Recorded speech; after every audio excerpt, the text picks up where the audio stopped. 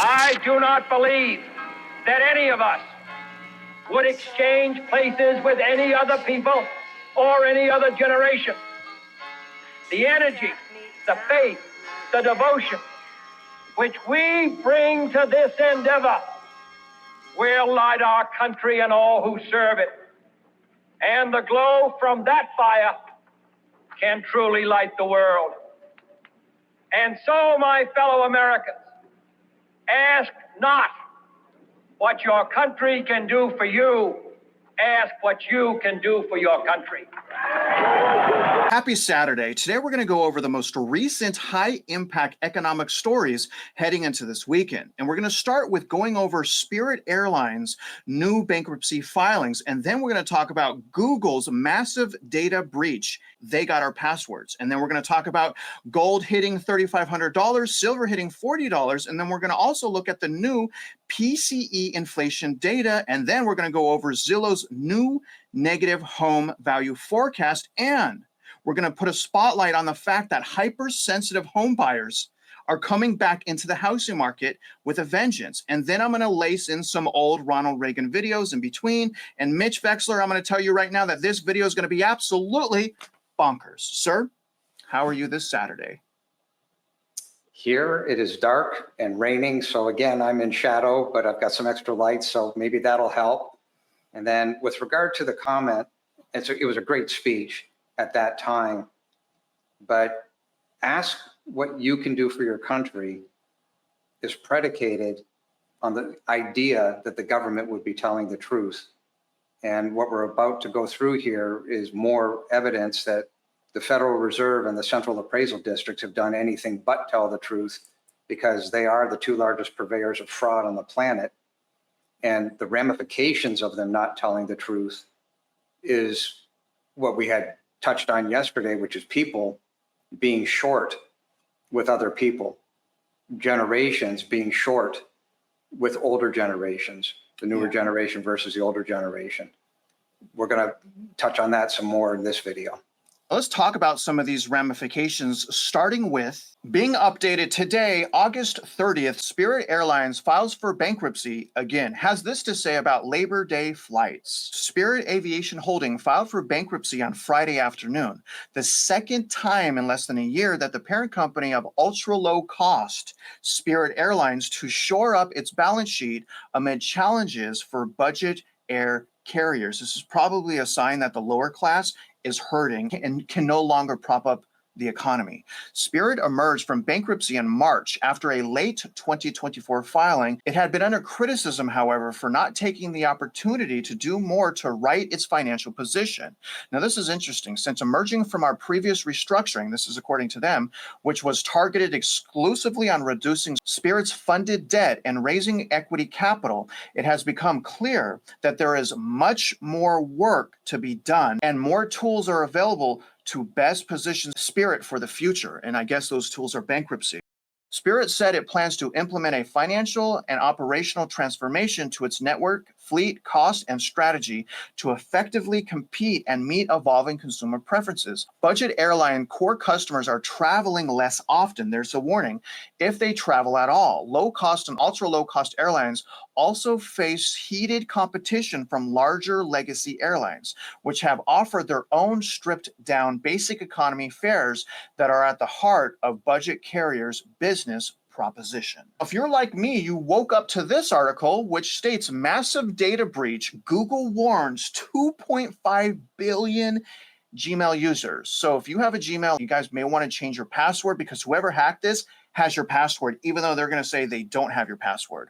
Google warned its 2.5 billion Gmail users worldwide to be on the lookout and rise for phishing scams. As a result, the company is advising users, here we go, to update your passwords and use enhanced protection. So if you have a Gmail, update your password. We believe the actors using the Shiny Hunters brand may be preparing to escalate their extortion tactics by launching a data leak site, DLS, Google said in a June blog post. Shiny Hunters, the group linked to the hacking, is also behind other data breaches such as those for Microsoft and Ticketmaster. I'm not going to say that this is probably quantum computing from the government. I'm not going to say that.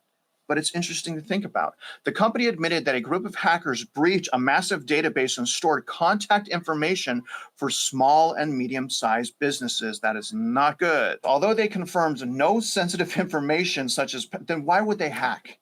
Right? Why would they go to all that effort to hack people if they're not getting sensitive information? But they're letting you guys know, according to them, if you trust them, that no such sensitive information was taken, such as passwords. As you guys know, I recently started investing in silver. I invested with silver on a live video with you guys when silver hit $29. Silver now closed at $40.75. And look at this massive run up here, which happened basically after PCE came out. And it's not just silver. Look at gold, ending Friday at $3,516. Meanwhile, crypto is taking an absolute beating as XRP is down in 1 month, 10.2%, sitting at $2.81. And my first question for you, Mitch, is, are we witnessing the destruction of America happen right before our eyes? Not in the doomsday sense, but in the financial sense. If they don't get control of these problems that we've been outlining and do so quickly, you could end up in a scenario which would be financial annihilation. And as I've said, economies have been around for 5,000 years. They will continue. There are two major purveyors of fraud, and they have to be dealt with. That's the Federal Reserve and the central appraisal districts, which are controlled by the school districts. But it is interesting that Spirit Airlines, what exactly has changed from your strategy when you filed bankruptcy the first time to today when you filed bankruptcy again? In other words, repeating the same mistake over and over again is a definition of insanity. And if their model doesn't change, by definition, the board is insane. Well, you have this exact same problem going on at the central appraisal districts because they don't change the model. They'll change the mill rate, they'll increase the mill rate, they'll push the values of the property beyond anything that is realistic under any circumstance. So in order to kick the can down the road, repeat the same mistakes over and over and over for generations to the point where you break the system. The system is already broken. So now it's just a question of, can we control the problem, control the demolition, or is it going to end up being financial annihilation? Yep. And you're seeing that even in those two charts. So with regard to silver, from a technical perspective, that's called a spike in channel. What you're looking at on that chart that Travis just showed you is a spike. It goes up and then it goes sideways for a little bit and it just kind of rests in there. Well, if you take the spike and the channel, you can predict forward that it's headed to 50 fairly quickly, about the same amount of time. It went from 30 to 40, generally speaking. So that shows you that the stress is in the system. Yeah. With regard to the XRP, Travis did that on his own and he didn't ask me anything. Well, I didn't tell the viewers that I bought some. So yeah. You just told, I wasn't going to tell them about, I bought a little bit of XRP. I bought it but I got it for long holds so I could be a guinea pig to see what has happened. And I'm going to tell you guys, so far what has happened is my investment in XRP has went straight into the gutter. So we can talk, and it was only a tiny little bit, Mitch. Okay. Thank you for exposing me. I appreciate that. But let's talk about controlling the problem, and let's look at some of the things that's happening with inflation, with Lisa Cook, and tariffs, because we also have a report that came out on Friday that apparently the Trump tariffs are actually illegal. But before we go into that, I want to listen to a video from Ronald Reagan talking about tariffs. You see, at first, when someone says, let's impose tariffs on foreign imports, it looks like they're doing the patriotic thing by protecting American products and jobs. And sometimes for a short while it works, but only for a short time. What eventually occurs is, first, homegrown industries start relying on government protection in the form of high tariffs. They stop competing and stop making the innovative management and technological changes they need to succeed in world markets. And then, while all this is going on, something even worse occurs. High tariffs inevitably lead to retaliation by foreign countries and the triggering of fierce trade wars. The result is more and more tariffs, higher and higher trade barriers and less competition. So soon, because of the prices made artificially high by tariffs that subsidize inefficiency and poor management, people stop buying. Then the worst happens. Markets shrink and collapse, businesses and industries shut down, and millions of people lose their jobs. The memory of all this occurring back in the 30s made me determined when I came to Washington to spare the American people the protectionist legislation that destroys prosperity.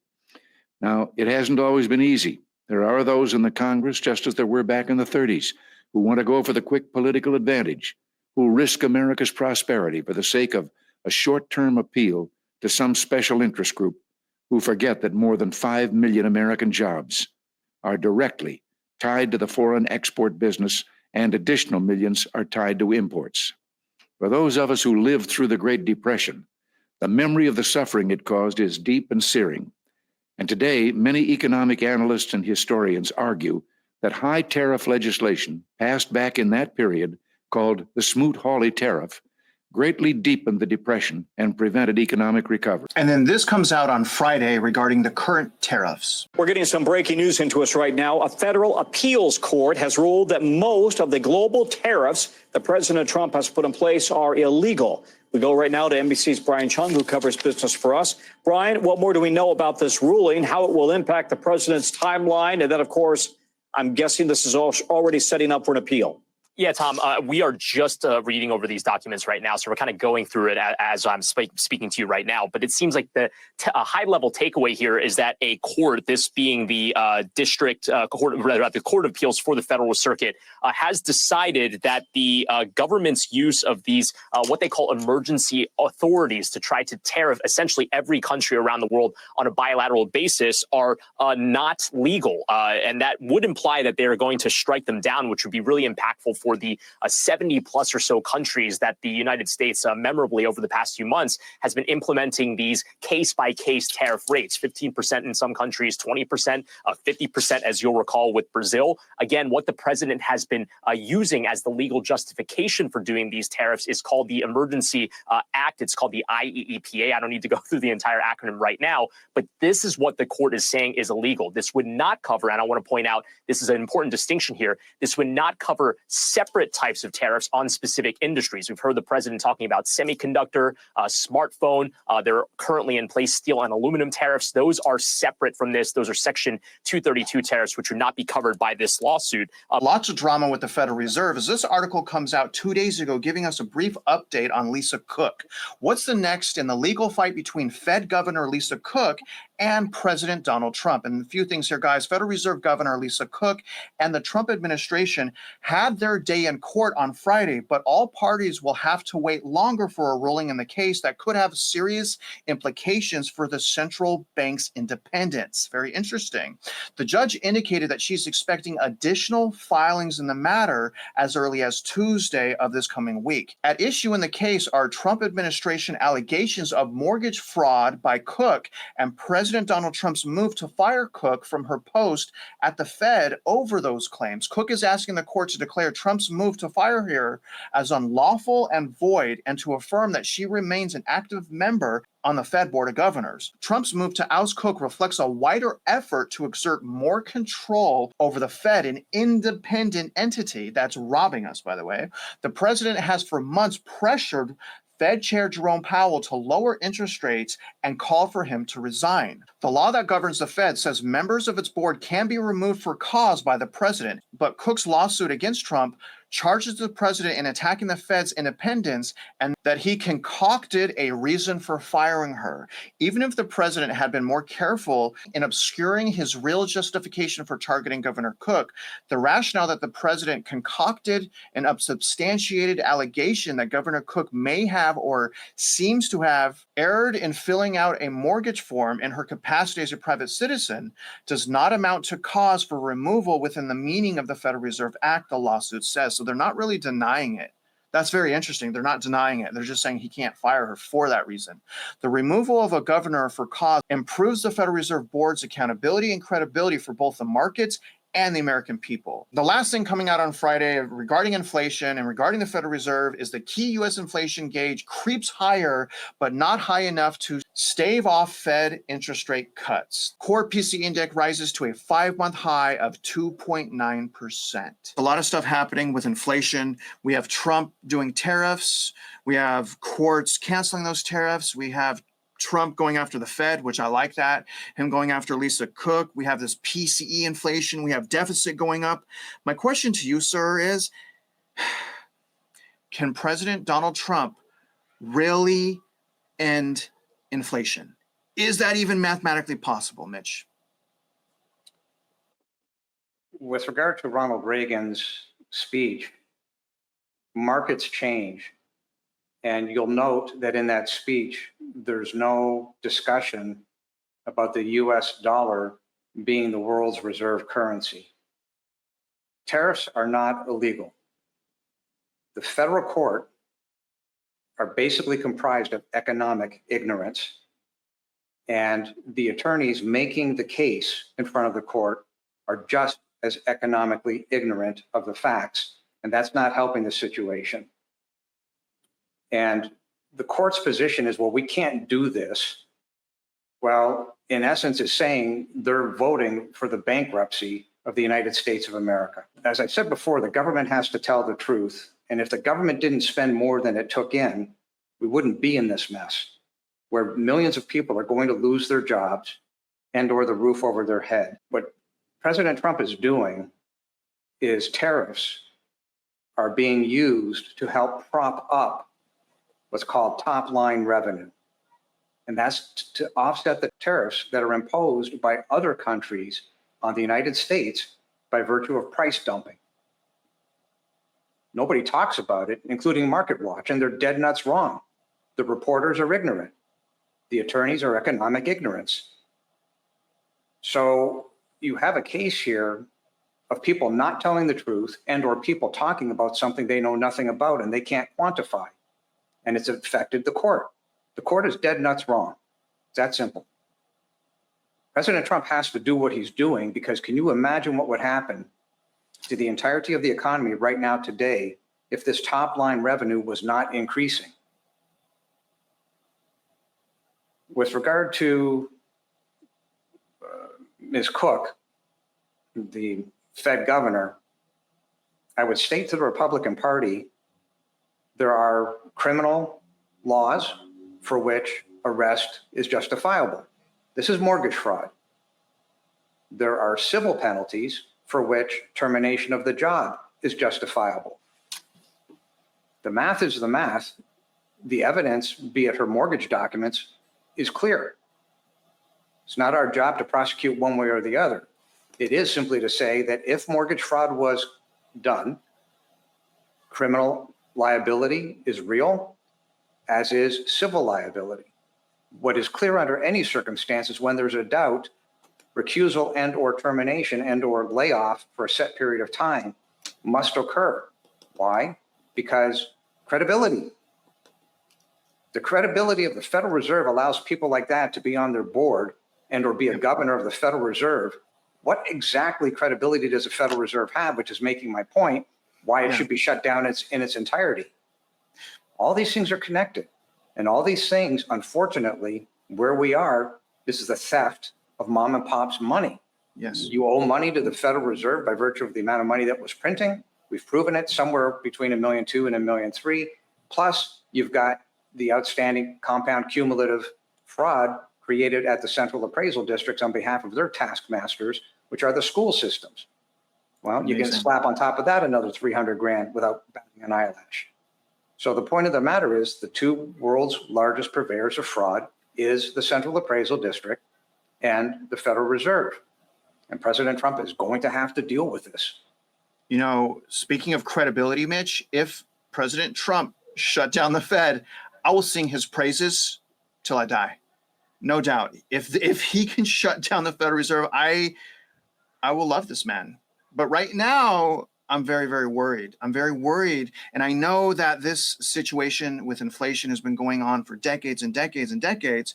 In fact, you know what, Mitch? Let's go into the inflation now. And the way that I'm going to talk about and show the viewers inflation is I'm going to play a video from Ronald Reagan talking about how we need to protect our economy for our children. And then I'm going to play a video of a young adult who thinks America is a joke. And then we'll talk about it. The only special interest that we will serve is the interest of all the people. We can create the incentives which take advantage of the genius of our economic system. A system, as Walter Lippmann observed more than 40 years ago, which for the first time in history gave men, quote, a way of producing wealth in which the good fortune of others multiplied their own, unquote. Our aim is to increase our national wealth so all will have more, not just redistribute what we already have, which is just a sharing of scarcity. We can begin to reward hard work and risk-taking by forcing this government to live within its means. Over the years, we've let negative economic forces run out of control. We've stalled the judgment day, but we no longer have that luxury. We're out of time. And to you, my fellow citizens, let us join in a new determination to rebuild the foundation of our society, to work together, to act responsibly.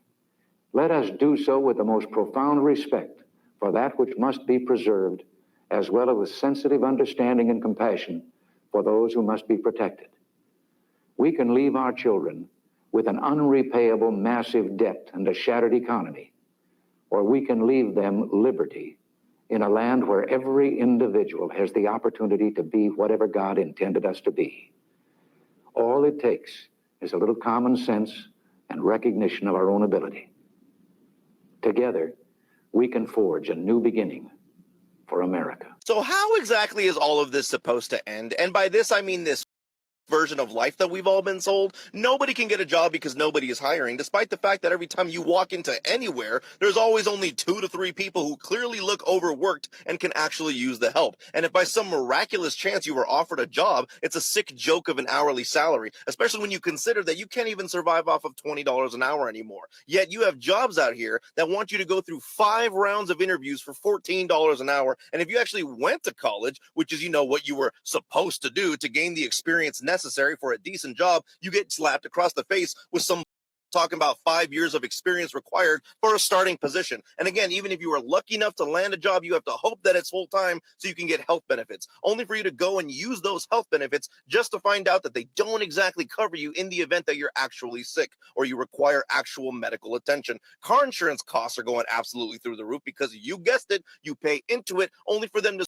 you over when you need it the most. The cost of food at the grocery stores is absolutely insane. The same few items that you could have gotten 10 to 15 years ago now cost you at least $100 every time you step foot into that store. Corporate greed is at an all-time high. CEOs and companies keep getting more and more filthy rich every single year as they continue to increase the prices of their products. The housing market is a complete joke. You have corporations that are buying up homes and forcing us all to be forever renters. And speaking of rents, you have apartment complexes charging $2,000 a month for some box little place that's not upgraded and it's falling apart, but they will have the audacity to charge you $250 for an application fee that you don't get back even if you don't get the place that conveniently also requires you to make 3 times the rent, plus a security deposit, plus first and last month just to move in. Can't live in your car because it's not safe and they'll kick you out of any parking lot that you try and stay in overnight. Can't even be homeless because now it's criminalized to do so. It doesn't seem like Ronald Reagan's plans came to fruition. I mean, what a massive contrast in about 50 years.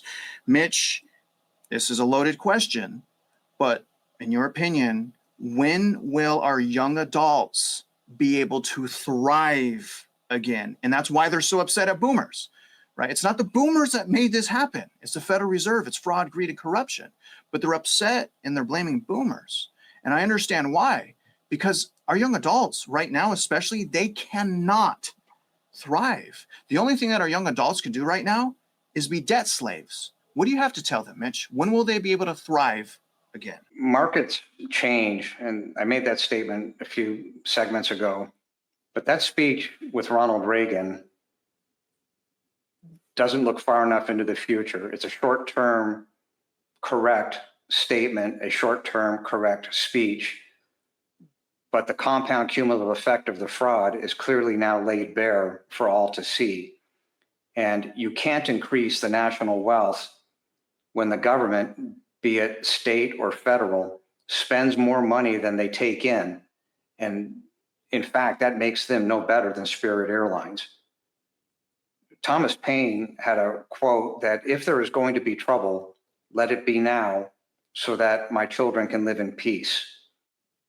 And as a side note, on my website is a whole section of the writings of Thomas Paine. And the answer to Travis's question is, when does it stop? Well, it stops when people get involved and they realize how much money has been stolen from them. And the two documents that we have written and that have now been receipted are to that point to show the world that, in fact, the Texas Attorney General and the Texas State Auditor have not done their job. And by virtue of not doing their job, have sanctioned the theft through the central appraisal districts and the school districts of hundreds of billions of dollars. When mom and pop understand that this problem somewhat falls at their feet for not getting involved in the first place and putting a stop to this nonsense before it even got out of the chute, as I said, the War of 1776 was literally based on this exact same issue, which was taxation without representation. Can you imagine what's going to happen when the taxing authorities at the central appraisal districts and the municipalities say, we're now going to increase the mill rate. We're going to go from 2.3% to 3%. We've already proven that 38% of the household population is bankrupt and are going to lose the roof over their head. You jump from 2.3% to 3%, whatever these politicians have coming at them, they sowed a bad seed. They will reap what happens from that bad seed. Mom and pop are going to have to get involved. My fear is that this becomes unpeaceful. We've done what we've done for the sole purpose of trying to ensure that nobody gets hurt through this process. But we're at the point now when it turns out that the government didn't do its job to protect the citizens, then for what benefit is it that that government exists? And we're spelling that out. We're showing the world exactly what has happened. And this is all going to get exposed because the Attorney General is going to have to answer these questions. We'll see how he answers. They may just simply general denial, but a general denial in this particular case in front of a federal judge is an admission of guilt. So we can play all sorts of games and shenanigans, but the point of the matter is it didn't protect the citizens of the state of Texas. You know, Mitch, speaking of games and shenanigans, let's talk about the housing market. Zillow flips on the housing market once again. This article came out titled Zillow Home Value and Home Sales Forecast for July of 2025. Few things I'm going to read here, guys, and then we'll move on. Home values are now expected to end 2025 down 0.9%. Bullet point number 2, home sales continue to bounce along the bottom as high costs hold buyers back. Exactly. Zillow projects only 4.09 million existing home sales in 2025. That's somehow up 0.6% from 2024, which is also a terrible year for sales transactions. 2025 rent growth is forecast at multi-year lows. So they're saying rent growth is also slowing down. What I want to point out is the other side of the cycle of the housing market, which is going to be a buyer's market. If you're a seller and you're freaking out, understand it. My opinion, in a lot of markets, buyers are becoming hypersensitive and are going to start backing out of purchasing real estate for any reason that they see fit whatsoever. The exact opposite of what happened in 2020, 2021, and half of 2022, when sellers got to ask for anything that they wanted and buyers did those things. But again, you guys, that's now changing. Listen to this homeowner whose buyer canceled one day before closing and listen to the reasons why. Just got a call from the realtor that the people buying our house might be backing out because they were here yesterday for inspections and the inspections went great. There's literally nothing wrong with the house. But of course they ask my husband, what do you do for a living? And we say, oh, he's a stay-at-home dad. And questions follow, well, what do you do then? And I said social media. And they acted like it was so cool. They were like asking all these questions. Like, how do you make money doing that? How many followers do you have?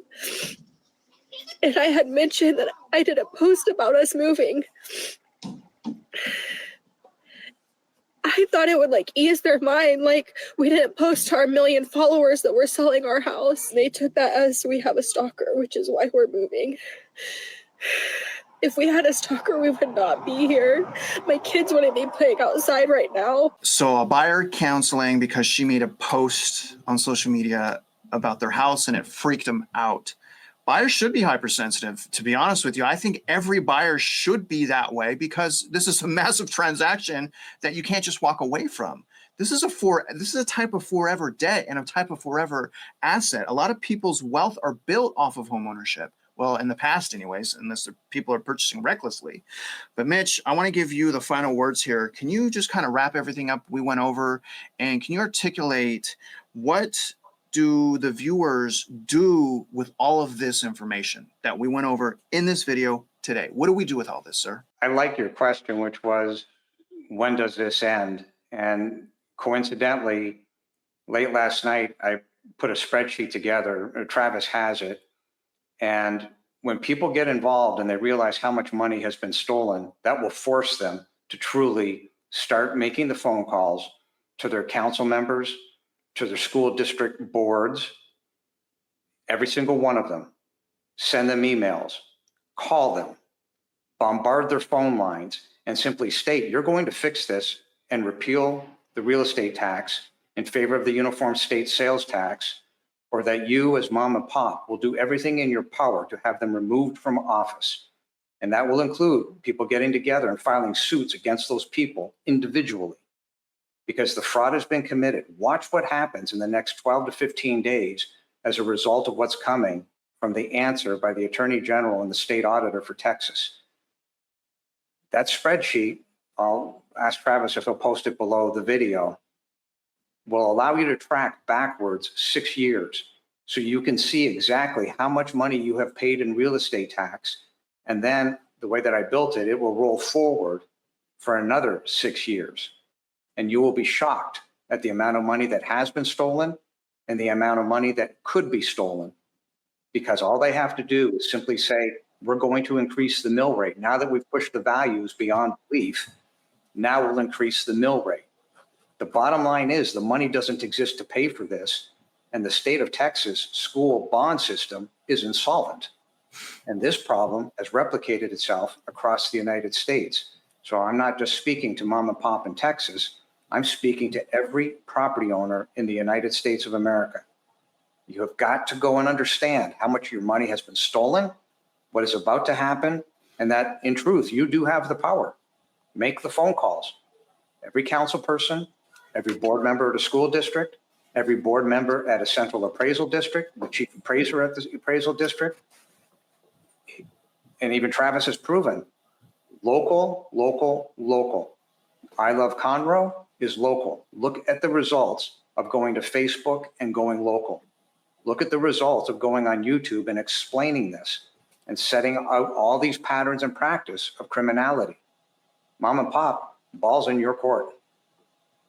Absolutely. So one of the things is to hold your officials that are doing this accountable.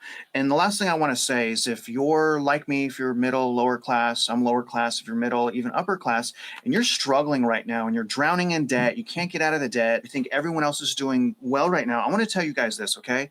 You're not alone and you're not crazy. We are all going through things like this. It's just some people lie about it and try to keep their own life propped up. But the reality is, you're not crazy, you're not alone. And together, and only together, can we finally make a change. So in other words, go to the links in the description, join the Facebook group, go to our websites. And if you guys are out there investing in real estate, you guys already know we wish you luck and we hope we all win.